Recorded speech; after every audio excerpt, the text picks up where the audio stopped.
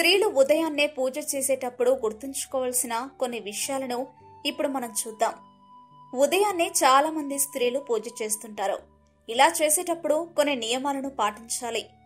సకల పూజా ద్రవ్యాలను దక్షిణ భాగం వైపు మాత్రమే ఉంచుకోవాలి. ఇంట్లో చెట్టే కదా అని రేపు మళ్లీ పూలు పూస్తుంది కదా అని చెట్టుకున్న పూలని కోయరాదు.